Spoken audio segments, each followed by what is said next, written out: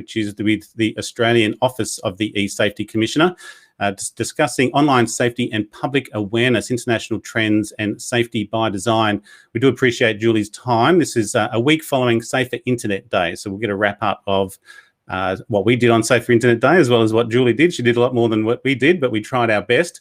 And then following Julie, we're going to stop at 3:25 on the dot with her. And then the latest merger announcement, definitely hot off the press yesterday. We've got Michelle Price, CEO of AustCyber, and Alex Scandurra, CEO with Stone & Chalk. They're both here in Sydney today, and Stone & Chalk has acquired AustCyber. So AustCyber will be a subsidiary of Stone & Chalk. So very interesting development on that as well. So pleased to get their insights. If you haven't followed us before, we cover on a very broad area, aerospace and space, defence and national security, cybersecurity and critical technology, and cities and infrastructure. We will split this off as a Cybersecurity Weekly podcast as well, but otherwise we are streaming live on YouTube, Facebook, and on LinkedIn. We'll tend to go for 30 to 60 minutes. Today will definitely be probably closer to the full hour. And if you do have any comments or questions, welcome to say good day, put them out there, and I'll moderate that if you've got any specific questions. But otherwise, let us know if you're listening. Please press like and let us know that you're tuned in. And it looks like we are streaming at least, and hopefully it's all working. This Friday, our Friday's episode, we'll be looking at facial recognition, trends and recent advancements. We've got Terry Hartman, who's the VP for the Asia Pacific with Cognitech, and we have covered Cognitech in the past as well on our CCTV Buyers Guide also, so that'll be interesting. And then following Terry, I'm going to have David Chadwick at this stage. He should be firm. He's a bit of a tentative at the moment, Director of Identity and Biometrics with Unisys. And I believe Unisys is working on GovPass, the Trusted Digital Identity Framework. So this is all segueing nicely to what we've been covering. From last week on Friday, we had Anthony Stevens, the founder and CEO of 6Clicks, and their raise of $5 million. And that is also out as a podcast. And then we crossed over to the US, Greg Ostrowski and Stephen Elliott, looking at app dynamics and app security, and also the app security market in general. So you can check that out. And then last week, our Safer Internet Day, we had Craig Searle of Trustwave looking at the SolarWinds vulnerabilities and the 3 CVEs that Trustwave discovered. And Craig, most of us here in Australia know Craig from the cybersecurity sector, gave some good market insights and also some of those skill development requirements that the industry is needing. And then we looked at, with Barracuda, Mark Lukey, the bots and automation to combat detection. So Craig Searle's session is also out as an individual podcast as well on the Cybersecurity Weekly podcast. And then there's also a couple of sponsor interviews. Genetech, we're looking at the market updates for the video management and building systems market with George Moad, the ANZ country manager. And then we looked at Skyhook surveillance hard drives with Seagate and looking at video analytics as well. These are purpose-built hard drives. So please support the sponsors, Genetech and Skyhawk with Seagate, and check those interviews out. So look, that's pretty much it from us at the marketplace. And without further ado, we'll bring in Julie Inman Grant, eSafety Commissioner. Julie, thanks for joining us. Thank you so much for having me, and thank you for getting involved in Safer Internet Day last week. Yeah, look, we tried our best, and hey, I did reach out to try and get you on the actual day, but maybe tell us about the day as well. Like you were kind of everywhere. You sort of take over Australia's TV channels on that particular day, but yeah, how did it all go? It was great. We've continued to really gather some really important momentum. And what was really important for us is to bring the whole broader community along. So we had 3,000 organizations that officially signed up, and I think a lot more that engaged. And it's celebrated in 170 countries. And due to the time zones, we in New Zealand together kind of set the tone for the whole day. And, I guess tend to punch above our weight in terms of what we do. So here we had a sub-theme beyond better internet, which was start the chat, because we think it's really important that we're actually giving all of our citizens some actionable things that they can do. And certainly we focused around a couple of different deliverables this year. The first was the release of some of our research around the digital lives of Aussie teens. But then we also released two new novel resources. One was a picture book about Swoosh and Glide and Rule Number 5, the little Australian sugar gliders that dealt with issues with tablets in the woods. And we had Jimmy Reese. Yeah, I saw that. Read the book for us, and he was fantastic. We also have a My Family Rules song by Lala, who's another children's entertainer, and I found it almost more infectious than Baby Shark or Fruit Salad Yummy Yummy. But we hope that it catches on, and we hope that mothers and fathers around Australia will forgive us for that. But of course, what I think drove a lot of the coverage and the interest was the research around the digital lives of Aussie teens. And there were some pretty, concerning findings in there, certainly. Now, we were talking to teens themselves, and so you can take this with a grain of salt, but they told us they spend an average of 2 hours a day outside school online. But they are using up to 4 different social media sites at any one time. And then 40% told us that they'd had at least one negative online experience in the past 6 months between March and September. So really during the lockdown. Yeah. And the most concerning stat, of course, is that 1 in 3 had a stranger contact them online. And that's up from 1 in 4 back in 2017 when we did our broader national youth survey. There were other unwanted experiences they were having. 2 in 10 had unsolicited images, whether they be pornographic images or violent extremism content sent to them, stuff that they can't see, stuff that they told us was very distressing. So, that wasn't great news.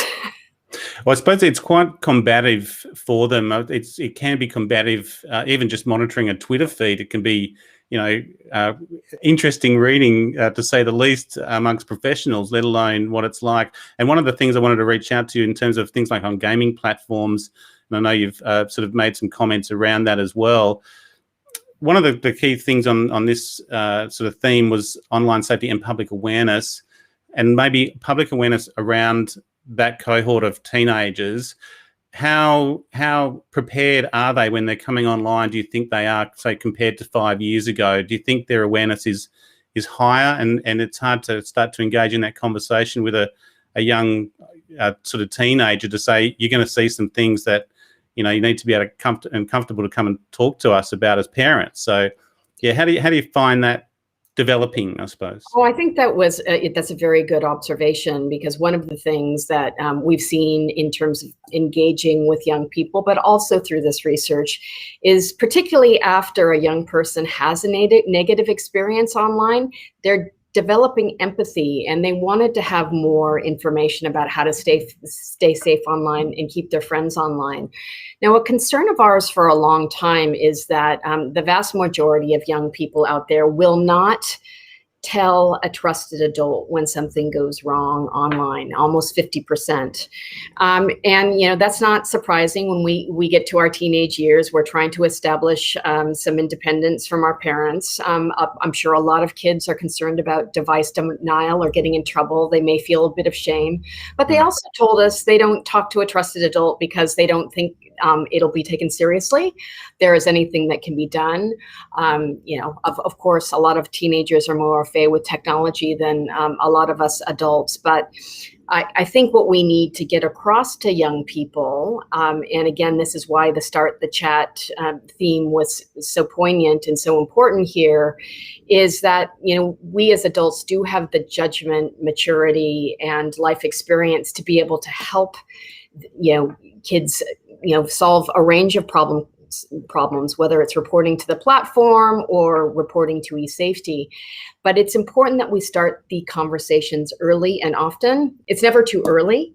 And it's particularly not too early, given that we know that 42% of Australian 2-year-olds have some kind of access to a digital device, usually through entertainment. By the time they're 4 years old, it's up to 94%. Yeah. So the minute we're handing over this digital device, we need to start having these conversations with them. Now, they're very different conversations that you're obviously going to have with a toddler. And we've got guidance around that. It's around being safe, being kind, asking for help, and making good choices. By the time kids are going to school, they'll be even more exposed to technology, even if they don't have their own device or on social media. So we're working with schools to help them teach what we call the 4 R's for the digital age: respect, responsibility, teaching digital resilience, and critical reasoning skills. Obviously, critical reasoning skills are important for adults as well, for all of us, in terms of discerning fact between fiction, right between wrong, telling when somebody's an imposter, or even questioning who might be asking us for something on the other end of the screen. So all of these things are really important. And we just have to be as engaged in our kids' online lives as the way we are their everyday lives.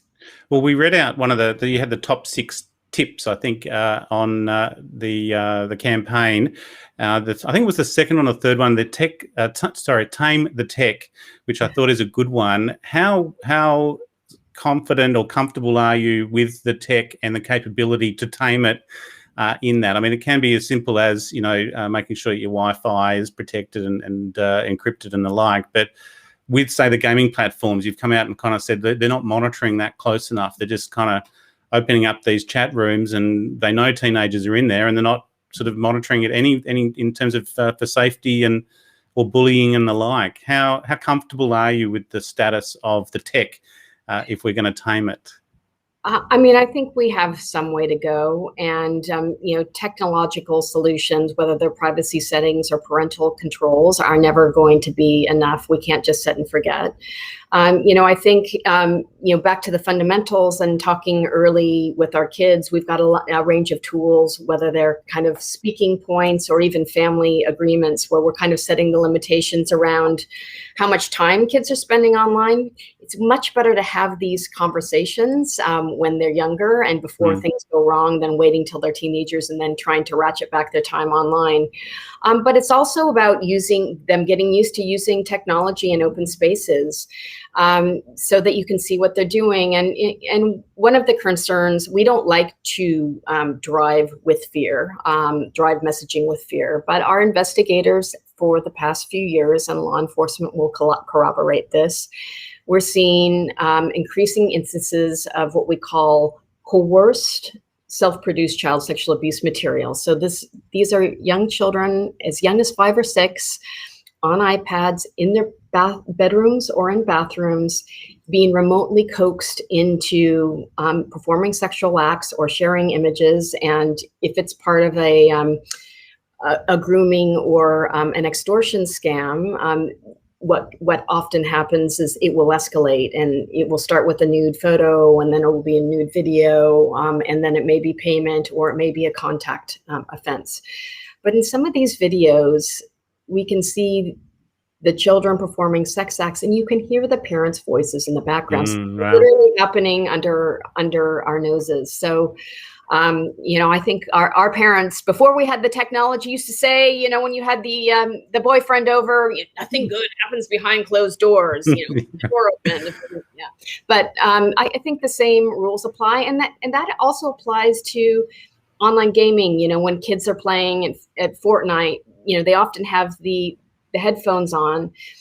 They're on these commingled platforms. Not only is there the potential risk of grooming, but there's a lot of exposure to really kind of toxic language and content, because you do have young kids paired up with grown adults and maybe foul-mouthed teenagers. So just having a situational awareness and keeping an ear out or an eye out where you can is really important to understanding what your child might be experiencing online. Yeah, and I think in terms of the research in this and how these behaviours are maturing and changing as we sort of embed ourselves in this tech, and COVID-19 has obviously accelerated that and brought everyone in to that home environment. One of the things I wanted to touch on is the international trends, and then we'll move on, maybe finish off with safety by design if we've got time. But the international trends, you mentioned Australia and New Zealand punches above your weight, say for Safer Internet Day. where are we on that international trend? You know, Australia at the moment, we're fighting Google and Facebook and anyone else that doesn't pay enough tax. But you know, how do you see us on a world stage in this and the work that you do?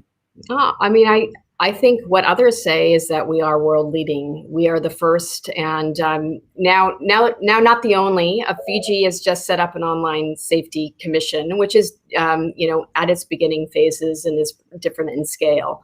And we've certainly evolved a lot as an online safety regulator and educator. And what I try and explain to people is that, you know, we do try and do things in a nimble way. And because there is no other online safety regulator anywhere else in the world with the powers that we have, we are writing the playbook as we go along. So the way I look at what we do, it's in terms of prevention on the front end, and everything is evidence-based. So we have an internal research team. And we're also studying different pedagogies in terms of what messages work, because we want behavioral change to happen. We don't want to panic parents. We want to surface the risks, also share with them the benefits, but then give them very specific pragmatic solutions about how they can take control and mitigate those risks. Then we have the protection side of things, where we've got our investigative teams, and we take down serious and harmful content. So that we have a range of regulatory schemes. From our illegal content focuses mostly on child sexual abuse material. And we had a 95% increase in child sexual abuse material and reports, about 21,000 that came in over 2020. We also have powers in the wake of Christchurch around abhorrent violent material. We have a youth-based cyberbullying scheme. We had a 30% increase in youth-based cyberbullying over the COVID period. Wow. And then we've got an image-based abuse scheme now. It's still sometimes referred to as revenge porn. We don't call it revenge porn. Revenge for what? We think it leads to victim-blaming behavior. But that went nuts. We had a 600% increase over the Easter long weekend alone, because there was a sextortion scam, or 4 variants of a sextortion scam running the gamut. But we had about 142% increase in reports overall. And that makes sense, because people were locked down and away from their loved ones. They were turning to digital intimacy tools and sexting. They were also subscribing to sites like OnlyFans, and then coming to us when that subscription-based content had been shared more broadly across the internet. So there were a range of factors there. Well, there's a few things there, but one is the numbers and the growth. So how you are managing that as an office. You mentioned you're sort of leading out the front and writing your own playbook, which can sometimes be a bit sort of challenging, I suppose, is probably the key word. And then it sounds like you're moving definitely more into, say, that enforcement, and you must be working closely with, say, you know, the Australian Cybersecurity Centre, ASD potentially even, but definitely AFP and police agencies, and say the Interpols and the like. Is that where you find, or part of your office is moving into the enforcement? It's a very specialised area once you have that knowledge of how all this is working? Yeah, no, that's definitely happening. We've got some new legislation on the horizon, which will give us additional powers. I'll talk about our proactive change work in the context of safety by design and emerging threats, because I think changing the threat surface for the future is a really important thing. If you think about prevention, we don't want it happening in the first place. Protection is taking down the seriously harmful content after the damage has been done, but then also focusing on how we shape the future in positive ways is really, really important. We are definitely developing our enforcement investigative grunt, and using a lot of these insights to share intelligence with law enforcement agencies. We've got MOUs with all the state and territory state law enforcement agencies, and we've just re-signed an updated MOU with the AFP recently. So yeah, that's working really, really well. And yeah, there is a lot of intersection between privacy, scams, safety, and security. I think of them as 4 legs of the stool, very distinct but complementary disciplines. And so figuring out how we can all leverage each other's respective core competencies and move forward together, I think is really, really key. I mean, we're very small. We're considered a micro agency compared to the enormous Home Affairs portfolio. But I do think we're punching above our weight. We're doing a lot more work engaging internationally with other countries that want to build similar online safety regulators. So as I mentioned, Fiji, Ireland is next. We're talking to Canada, to the US, and to the UK, who have an online harms bill out. And I think, for us to really make progress, we are going to have to perform some pincher moves and be working, across jurisdictions together. And we want to make sure that other regulators are learning from what's worked for us. They're all going to be slightly different, but we don't want a regulatory splinter net either. We want to be moving on a similar trajectory. So then again, the industry isn't playing us each off each other, which we have seen in the past. There's no doubt there's a lot there from what you're doing on the public messaging that the cybersecurity sector, because we in fact, I was going to reach out. I think it was episode 28. We had you on our podcast show, 2017 that was. So it's great to have you back after so long. But we were talking about that, you mentioned privacy, safety, and then security. There's a lot there that the cybersecurity industry needs to take on from that messaging. And obviously you will have cybersecurity messages in there.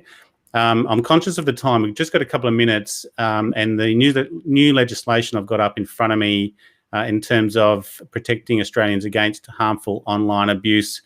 The submissions closed, I think, on Friday last week. Any insights into how many submissions came in and how much interest there is in this? I think there is a lot of interest in this. I don't think there have been some concerns raised and some objections, which our department and our minister will be taking on board. But the most significant, I think, elements of the legislation, it does sort of enshrine and it strengthens a lot of our current regulatory schemes. But it will expand the players that we can take it to. So when this legislation was developed in 2015, the focus was social media. We've obviously seen a range of online harms playing out on gaming platforms, on dating apps.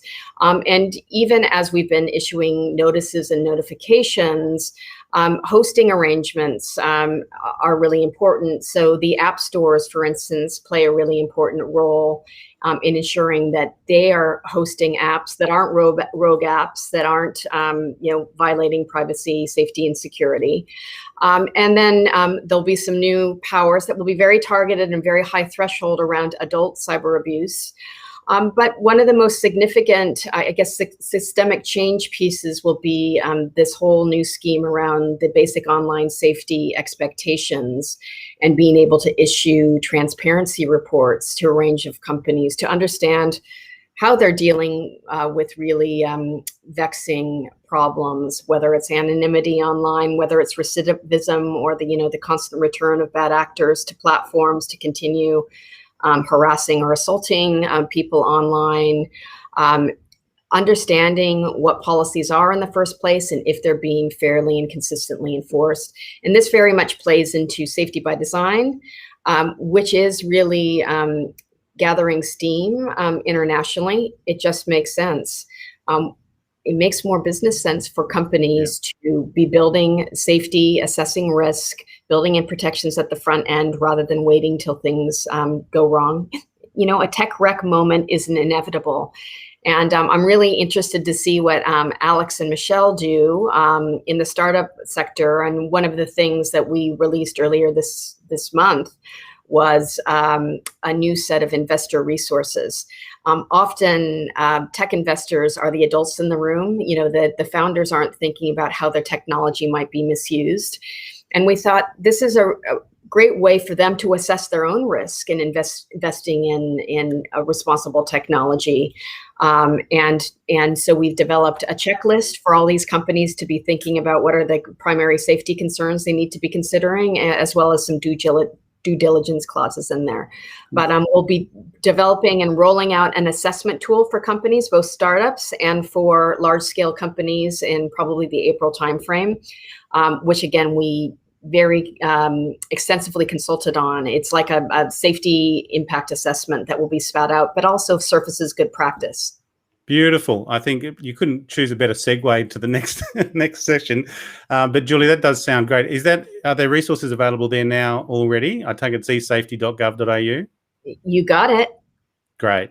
Well, look, I think we're going to start. As I said, we're going to stop at 3:25 on the dot, and you've provided a perfect segue to our next session and next interview.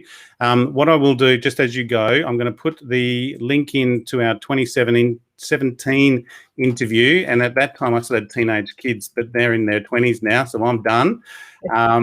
Thank goodness for that. But there it is. There's a link there from our episode 28 and discussing cyberbullying and child exploitation. And unfortunately, it doesn't sound like things have gotten too much better. But look, you're doing very, very important work, Julie. And in terms of that spokesperson for eSafety, I don't think we could have anyone better, to be honest. So keep cracking on and doing the good work that you're doing. And for those who watch the ABC Q&A this Thursday night, I'll give you a plug. Thank you. Thank you, Julie. Bye-bye. Very much. Julie Inman Grant, eSafety Commissioner with the Australian Office of the eSafety Commissioner. I'll let you go. Enjoy your day. Thank you. You too. Okay. Bye-bye. Okay. And if anyone's watching, I just noticed maybe our restream wasn't quite plugged into my account. Apparently, I'm sending that out on Restream. But if you do happen to be watching, press like and welcome to Say Good Day. Particularly on this next session, where we have merger discussions with Michelle Price, CEO of AustCyber, and Alex Scandurra, CEO of Stone and Chalk. Alex, I can see you're there, so I'll bring you in. Alex, how are you? Great, and it sounds like the network's back to normal for you. And Michelle, I can't see your camera. Do you want to? Is Michelle there with you, Alex, or she moved into another room? Here she comes. Okay. Michelle, you should be able to hear us. We don't have your camera. I don't want to bring you on live in case you're not ready. But Alex, thank you very much for joining us. CEO with Stone and Chalk. Pretty big news, I think. It took kept it under the hat for a while. We'll start with you and bring Michelle on as soon as I see her. But maybe let's start with introducing Stone and Chalk and what you've been up to. I've got a few questions for you in terms of what you've been doing, and I think I'm going to flash back to Michelle. We did a podcast with her early last year when COVID started rolling out, and it was a challenging period for startups. And reading your financial report from last year, you kind of have found a similar thing. So, yeah, brief background to Stone and Chalk, if you can.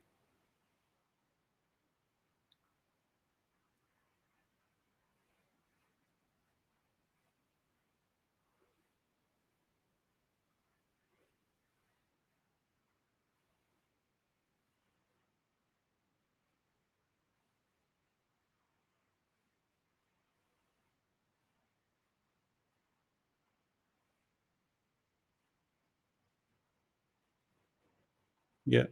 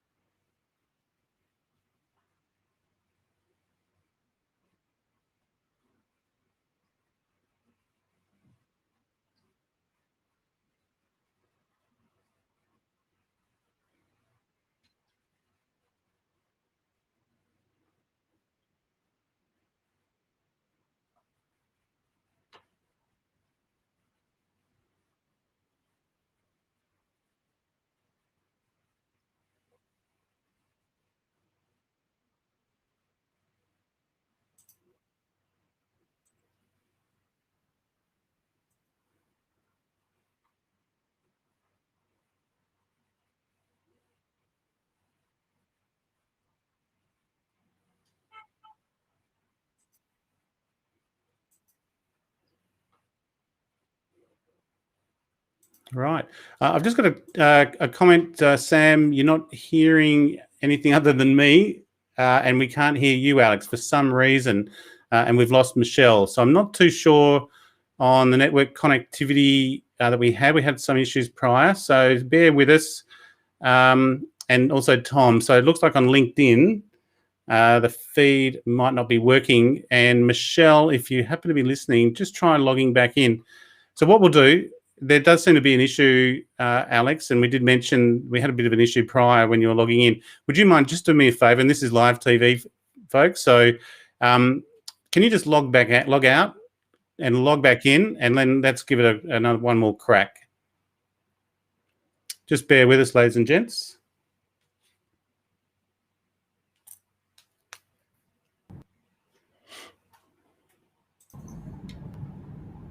Here, that seems to have worked. G'day, Michelle, how are you? Hi, I'm good, Chris. How are you? Good. Tom or Sam, let me know can you see these, I was going to say, merger champions here? Hopefully it's working now. It should do. So, Tom, can you just comment for us if all looks okay? And we're going to start again. No worries. Here we go. Turn it off and on again. IT classic. Thanks, Sam. Thanks, Sam.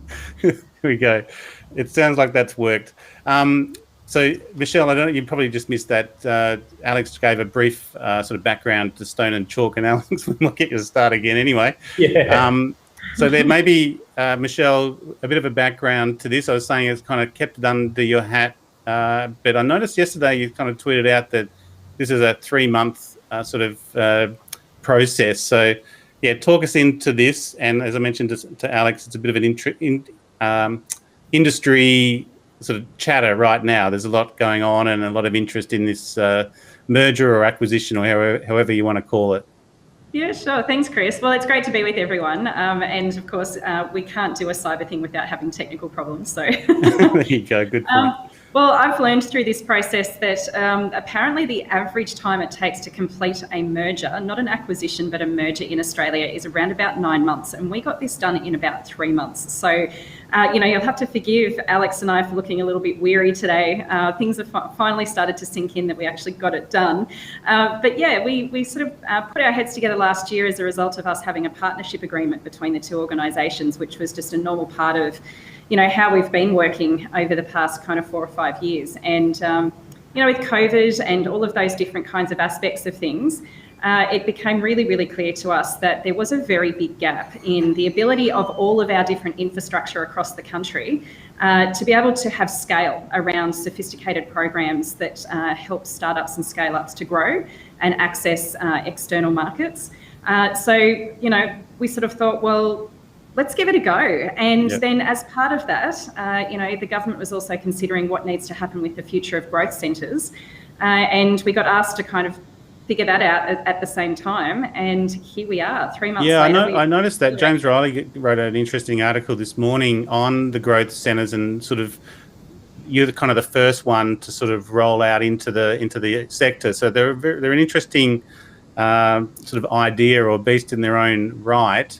But obviously COVID has accelerated this. Alex mentioned before, and we talked last year, Michelle, at the start of COVID, the immediate impact on startups and sort of the sector that you were both working in. One of the questions I had on that, and sort of the challenges that almost you're taking on, Alex, or Stone and Chalk are going to take this on now. You're still going to have some government funding there, but the challenge to not fail is quite high now in terms of those startups and the expansion. How do you find that taking that on? Because if you were both struggling last year, how will it be for this year and sort of that ongoing challenge? It's not going to change. You've doubled down in a way. Yeah, and I guess to that point, it's important to note that we struggling from a COVID perspective is the key thing to bear in mind, as has everyone. And so very much this is bringing together the core strengths of two organisations and integrating them into the back end to really amplify the outward capability that they bring. And so to your point around what are some of the benefits that we'll be able to pass on to the startups and scale-ups, as well as government and corporate partners that we work with, they're quite ranging. So at the moment, Stone & Chalk focuses on its 5 core pillars of support, which is providing access to customers, capital, talent, expertise, and community to all of its portfolio companies. And what AustCyber brings is a whole range of expertise around cybersecurity quite specifically. And that will also help us from the outset work with companies so that they're secure by design. So I know that there was quite a lot of discussion in your last segment around, safety by design, and how important that is, especially for kids and people that are vulnerable, even more so when we're building emerging technology, and the role that we're wanting it to play in how existing industries are transforming, but importantly also how we're wanting to build the industries of the future. And so AustCyber brings that capability with them, as well as quite a strong network of cyber companies themselves. And so what we're seeking to do is not only help the more traditional, wider, if you would, commercial type startups and scale-ups of what is defined under emerging technology become much more cyber resilient and secure by design. What we're also looking to do is bring Stone & Chalk's capability of commercialization to a lot of the cybers that AustCyber has been working with, and in a way also help them accelerate their commercial success. And so that's in a nutshell the kind of fruit salad that we're bringing together, with a very clear vision and set of services in mind. But in terms of pressure, I mean, you're absolutely right. We've done this not because we thought it was a good idea or sounded like there was nothing better to do, but fundamentally because Hope not.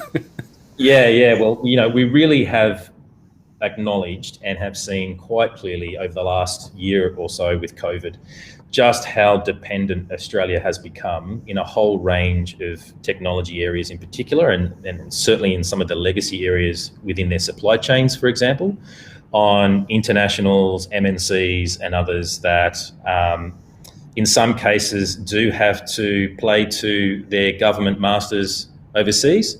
And in some cases, we're just not a big enough market to prioritise in terms of supply. And so a core part of what we're looking to do is to genuinely build sovereign domestic industrial capability in key areas within emerging technologies and as some of these industries are unfolding. And so, one of the great examples that I always refer back to is, it's incredible and wonderful that, ASD, for example, is getting $500 million into its coffers to help build its internal capability. But that's an agency's and government's capability. It's not the economy's capability, right? And what we're looking to do is to help grow new companies and expand the capabilities of existing industry into these areas so that we don't constantly buy off the shelf or try and buy from, the usual suspects that are flogging us overseas products, but actually we're able to increasingly commercialize the incredible products and talent that is in the Australian umbrella, and then do the converse, export that to the rest of the world. So that's really what our core focus is. Yeah, well, I was going to say, I did notice you're much more diversified across the tech sector. And Michelle, I noticed you made comment to that you were increasingly getting pulled, whether it be from defence. And I was watching the same thing, like how we try to be everything to everyone as well, but, it's impossible to do, and you can't keep up with everything. But so I can see the nice fit with the diversification that Stone & Chalk has. And one of the thoughts I had, given that sort of AustCyber was an innovation sort of centre, is there plans to wrap them all up and follow this process, or some of the learnings that you took out of this and go, okay, well, we could just keep rolling them out? I think they all finish in next year or 2022. Is that a potential plan, Alex? Yeah, well, it's definitely something we're looking at. I was waiting I was waiting for that grin. I was like, oh, that could be a yes anyway. Yeah. Well, certainly in the immediate term, right, we've got main hubs in Sydney, Melbourne and Adelaide. And so where there's a AustCyber node present in those cities, then we're already bringing those together and making sure that, we're bringing the best to the market. And in other areas where AustCyber has a presence that Stone and Chalk doesn't, for example, we're really reimagining what that could look like and the role that can play in the ecosystem much more locally, given now there's a much greater capability that they can access and leverage than they've had in the past. And that's as much as going deeper and supporting to a greater extent the cybersecurity companies that AustCyber's nodes have worked with, but also now thinking about, well, how can we take that expertise and maybe bring that to a greater number of emerging technology companies that previously haven't benefited from AustCyber's support in those areas. You acquired... Oh, sorry, go, Michelle. I was just going to add that with the other growth centres too, of course, the sectors that they're looking after, there's a natural synergy that already exists with what Stone and Chalk does. And again, with the two of us coming together and integrating from a program delivery point of view, it would not surprise any of the watchers, listeners, and you, Chris, that even before this was announced, there's already been discussions without government in the room around how we can double down together on the program delivery side of things around these critical sectors of the economy. Well, it's something you mentioned, government, and I don't want to get too political on it. I always saw AustCyber as a government-funded agency, but I noticed there was no federal minister comment. And one thing we covered on a podcast late last year, I think it was late last year, was the sort of Scott Morrison had come out to say that there would be a cybersecurity minister, and then when there wasn't, it was like, okay, and then potentially was that sort of a death knell for innovation like AustCyber, and that you maybe had to adapt and change to that. And then the other converse to that is Stone and Chalk, you seem to be, you mentioned Sydney, Melbourne, Adelaide, and you are funded predominantly from state government. So it's an interesting, from a sort of government perspective there, state governments have funded and acquired AustCyber, which was a federal government initiation. Is it relevant, do you think, or is it just an interesting development how it all came about? What's the optics for that, and any messages for government as well? Yeah, well, I think that, in Australia, when we can't not be political about these things, let's be honest. But at the same time, we often do look for things that aren't there when it comes to these kinds of things. And, all of the audience would know, from the cyber security side of things, that I'm not backwards in coming forwards in helping government to sort of see perhaps what they could be doing better, particularly when it comes to legislation and regulation. But I think that, there's nothing sinister going on here. What's happening is that there has been an acceleration of government considering what its policy needs to be around digitisation and digitalisation because of COVID. I mean, we just cannot escape that reality. Yeah. And while government is trying to figure out, sort of all of those different intersections and interdependencies that are brought about by a cyber-physical world, when it comes to innovation, frankly, government does need to be involved. Absolutely it does, but it doesn't need to be the front runner. And so with what Alex and I have done with, the merger, we're showing a way that, perhaps the country hasn't seen before in how we can scale innovation programs, both from the founder side of things as well as from the buyer side of things. And buyers are not just government, of course, it's also the private sectors. We're at an inflection point within the economy, and how long that lasts, we don't know. At the moment, I think we've probably got around about 2 years to get our stuff in a sock, and we wanted to get out ahead of that and start creating some scale and concentration in capability around how to step up. Because as to Alex's point, we can't necessarily rely on offshore capability all the time. We need some in the mix for competitiveness and all of those good things, and then we've got trusted partners and all of those elements in the mix. When it comes to local capability and being able to support that capability to be available for the economy, both domestically as well as internationally, we really do need to sort of shift how we do it. We need to take all of the great that we've had in the past, learn from what's not been great, and keep moving on. And I think the best way to provide a focal point around that is that we have the opportunity to reshape what the public-private partnership actually is. Most of industry really has taken its cues from government in Australia for all the reasons that we know. We want to do it with government.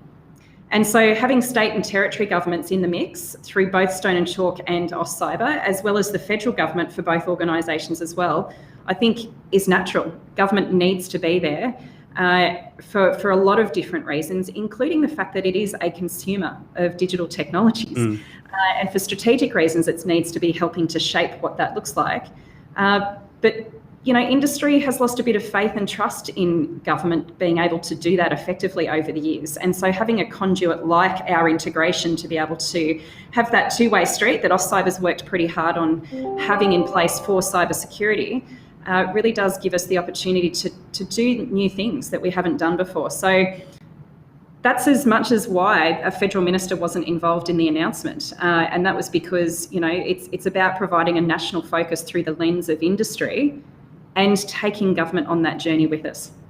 Okay, and well, there's two questions, and I'm going to go off topic, but one question was, is there any link back to the Australian cybersecurity strategy or outcome from the Australian cybersecurity strategy that brought this about? And we can park that one. And the other one was, is there any impact on your existing partnerships? CyRise came to mind, which potentially is an accelerator program like Stone and Chalk. So, yeah, is there any issues there that need to be ironed out yet, or they've already been ironed out? Well, let's take the last question first. And so, all of our partners were notified ahead of the public announcement, obviously, and it wasn't actually really notification, it was a set of conversations. And not one conversation didn't end in a place where we're like, great, we're going to be able to scale and deepen what we're doing, which is really, really exciting. Yeah. Including organisations like CyRise, because again, achieving scale and starting to provide a platform for scale is something that we really haven't seen in this country around emerging technology. So the first question around the cybersecurity strategy, no, this is not related to the cybersecurity strategy directly, but what I would say indirectly is that, again, it positions AustCyber to be able to, in partnership with Stone and Chalk, go after sort of larger programs with Department of Home Affairs and ASD for delivery, where it doesn't make sense for government to be doing that delivery itself, or again, to be doing delivery in partnership, because there is now a sovereign provider that has scale, both in terms of how many people we've got available to deliver those good programs, but also the geographic reach that we have. And so, Alex's reference there to nodes and hubs between the two organisations, that's actually now today 11 sites across the country, including regional Australia, and we've got conversations happening right now for another 5 sites. Plus, we've also got a sort of a site, if you like, in Washington DC in the US, in spite of COVID. So that footprint is also something that doesn't exist anywhere else in the country, and so there will be, I think, increasing links back to the cybersecurity strategy over time. And the other one I had was on the board. Did we cover the other? What was my other question? I can't remember what it was now. But anyway, we'll keep going.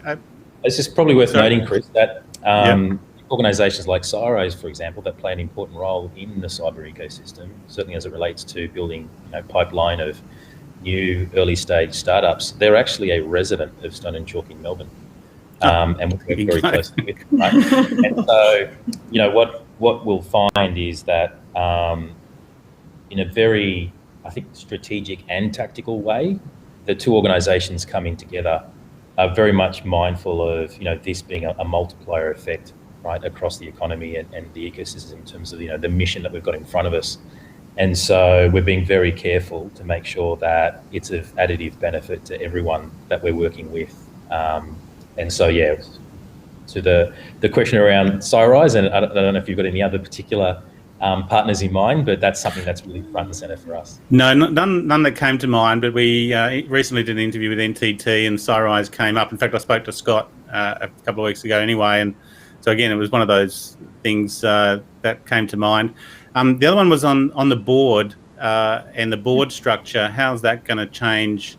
Because will AustCyber stay, you're going to stay like an innovation centre till the end, I imagine, is planned. So therefore, you've got your own board. What's the board structure change?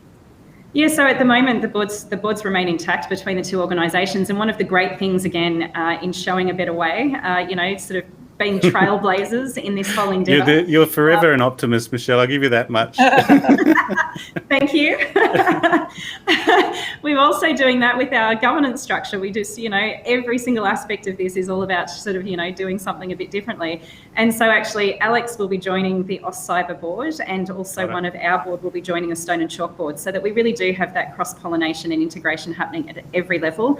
And for Alex and I, it's been like, we're so grateful, but also quite proud of the fact that, both boards have been so excited by this, and it's almost as though we've kind of got to upwards manage the mums and dads here, because they are just brimming with ideas about what can happen now with the two organisations coming together, as much as sort of so many of our partners and colleagues around the economy are also saying, great, so now can we do this? And so we've already got a sort of long list of things that we need to get done, I think probably by yesterday. So the other part was, how did it all start? Was there did it start from informal conversations and ideas, or was there like, no, we're going to go to them with a strategic approach, and one side figured it out before the other? How always interesting how the relationship started, because you've, as you said, knew each other for a while.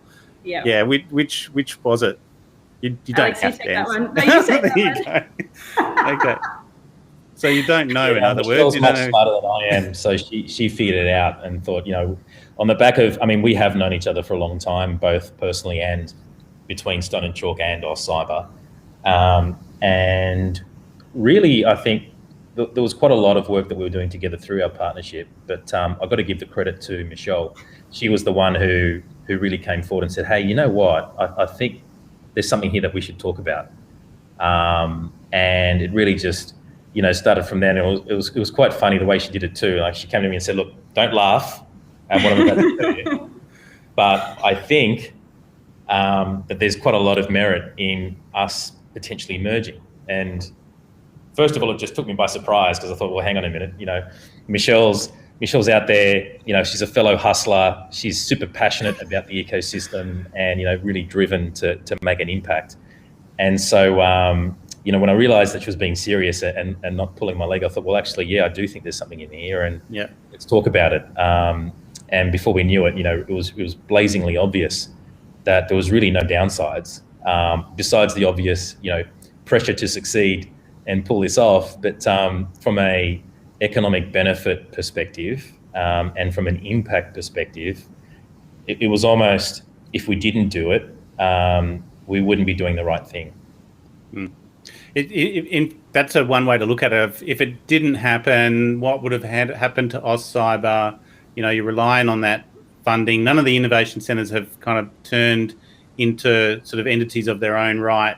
And one thing, again, even with Stone and Chalk, you are partially government funded, so that will continue that link that you've got. And I imagine all of the sort of the AustCyber related funding will come back in, and then once that finishes, sort of you on your own type of thing. But you've still got that state government funding. So, you're going to be spending a lot of time putting in for grants, I imagine. But is that how much time do you have in that? Because that's going to be a major sort of driver, and you've still got, the reality is at least 6 to 8 months of a challenge with COVID before your residences can start to open up again. So from a business perspective, you've got some challenges, but really some opportunities there from government, as long as those relationships stay current. Yeah, so the Growth Centre funding that we have from the federal government, that comes, that's part of our world until mid next year. And so that's really it's one of the sort of considerations around why we got the merger done in a much accelerated way. It was to give us the sort of longest runway possible for both organisations in the integration, while that federal funding was still there for AustCyber, to be able to reshape how that public-private partnership happens also from the funding side of things. So yes, absolutely, we'll apply for grants like everybody else does, but it's more about the program delivery from a sort of a partnership perspective. And so there's a whole range of things that government delivers through other bodies that are not grant-based funding, that sort of is revenue-based funding, and that's kind of the partnership that we'll be looking to deepen. So, Stone and Chalk already have revenue-based partnerships with state governments, and AustCyber has some of those as well through our node network. But what we're really looking to do there is actually just drive that partnership deeper and have the synergy that you can achieve when you've got an independent organisation, non-profit, which both of our organisations are, and we're sort of liking to think ourselves operationally as one organisation now, even though legally they're two separate entities still, is to sort of really drive that synergy in having visibility across the 3 levels of government within Australia, but also quite strong visibility around what's happening across the private sectors as well, to be able to not only bring together those parties to solve problems together, but to also identify gaps and be able to fill those gaps in sophisticated ways, as well as see where there's duplication. And we actually do see in some areas of emerging technology a lot of duplication, which does that whole thing that we hate so much, but we don't really do very much about, and that's that fragmentation piece. So we're really wanting to help solve at a fundamental structural level for emerging technologies at least, that sort of lack of scale and sort of broadening fragmentation, because there's just not the focal point to deal with that fragmentation. So yes, absolutely, we do need to transition from an AustCyber point of view, and that's partly what this is about. But it provides us with that runway through till mid next year to be able to really, walk with our partners into an evolved future. Yeah, look, there's still. Someone said, that was a good question. So thank you very much. I do have a money question, and slightly awkward, and you don't have to answer it. But was there a commercial? This is a commercial arrangement, but you mentioned NFPs. Is there a commercial tick off from this, or was it just coming together? How did that work? So if you're asking if there's been an exchange of money, I'm asking that. That's okay. I'm happy to put the words in your mouth there, Chris. Yeah, good, thank you. Well, I mean, there could have been, right? Both organisations do have IP. Some of the IP that AustCyber owns is globally unique, and we think is actually, if we were in a different country, would be valued at hundreds of millions of dollars, and in the Australian context is often valued at nothing. And same with Stone and Chalk, the sort of frameworks around 5 pillars and the platforms that they have built around that. There's a huge amount of value in the IP that we bring together, but it's a meeting of partners. So there was no money exchanged. Although actually, Alex, how much has there been exchanged? How much has there been exchanged, Alex? You take that one. Say that again. You take that. How much money will there be exchanged? There's going to be all of $2. Okay, yeah. So there's a share there. Someone has to take a share, right? That's right. And that's where sometimes there is a bit of that confusion where, some of the headlines have said, Stone and Chalk acquires AustCyber. Yes. Really what we're doing is integrating the 2 organisations together, and because they are both NFPs, then, if we're not looking to dissolve one of the entities into the other from a, corporate structure perspective, one has to be, the controlling interest of the other. And so, strictly speaking, under corporations law, you could say that, that means it's kind of like an acquisition. But yeah, but you could have said acquisition. Stone and Chalk acquires AustCyber for $2. Yeah, that's right. Look, and it's one of those things. I had seen a drop in your last report, Michelle, a drop in the number of startups coming through. And maybe, Alex, a good one for you across the ecosystem of what you're doing, the impact of COVID on startups, because I just did an interview last week with Anthony Stevens from 6clicks, and we came up with the term COVID native. They launched in sort of the start of COVID, and they've raised $7 million so far, and they're already in the US and the UK. It's almost assisted them with their expansion. They don't have to fly over; they can just do it remotely, and everyone's used to it. Yeah, what's been the last 12 months from your observations? Not just obviously cybersecurity, but across that ecosystem of startups, the challenges that they've had and the type of impacts that it's had on them? Yeah, it's interesting. And I think it's certainly varied as well as time's gone on throughout COVID. So the experience that a lot of startups and scale-ups were having towards, call it the first half of COVID, was actually quite punitive. Those who had started funding rounds were basically either put on hold, or those that had been committed and secured funding, for example, were withdrawn. And so there was quite a lot of challenge faced in certainly capital raising, and then also in the areas around revenue, for example, where there were quite a few who had contracts cancelled, orders cancelled, pilots cancelled, for example. And so, in the first 6 months of COVID, it was really grim.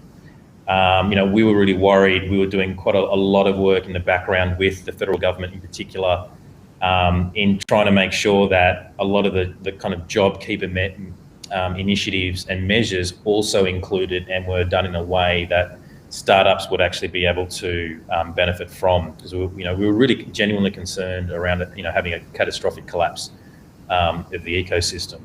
But to your point, more recently, what we've seen is, I think in the second half of COVID, and especially these last 3 months, is as the kind of panic and everything else associated with it, and it's getting much more under control, I think the risk that investors and certainly some customers are seeing is really starting to dissipate, and seeing articles from the RBA and others saying how quickly they're forecasting the economy is going to ramp back up, and the stark decreases in unemployment numbers, for example, is really changing both consumer sentiment but also investor sentiment.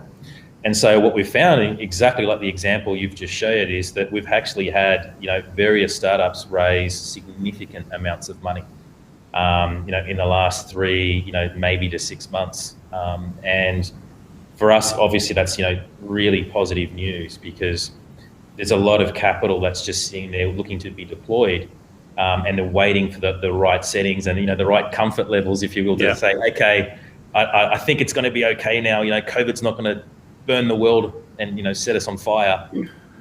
Maybe now's the good time, and in some cases I might be able to get a better deal than I thought I could.